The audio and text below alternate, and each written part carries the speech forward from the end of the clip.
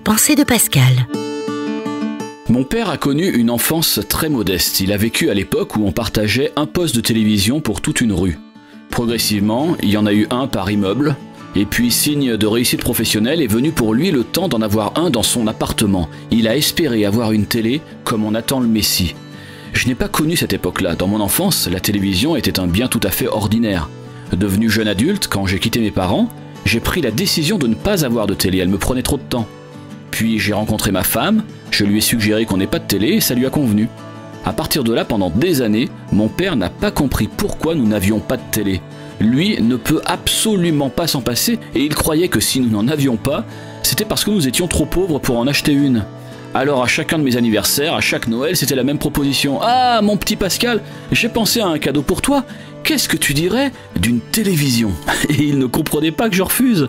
Lui et moi n'avons pas le même vécu à la télé. Pour lui, elle était un accomplissement. Pour moi, elle était un élément banal de mon quotidien dont je pouvais librement décider de me séparer. Et je crois que le rapport à la Bible, à la prière, à la vie chrétienne peut ressembler à ça. Lorsqu'un enfant naît dans une famille chrétienne, la foi fait partie de son quotidien. On prie à table, on va à l'église, etc. Et c'est ce qui explique que tant d'enfants qui ont grandi dans des familles chrétiennes mais qui n'ont pas vécu d'expérience personnelle avec Dieu s'en détournent ou deviennent indifférents. Initier ses enfants à la foi est merveilleux. Grandir dans une famille chrétienne est une grâce.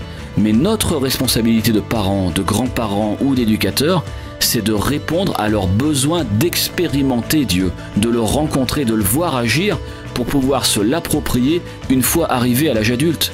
Sans quoi, Dieu fera partie de la déco. Et la déco, ça se change. C'était la pensée de Pascal avec Pascal Pourtoucalian. À retrouver sur lapenseedepascal.com.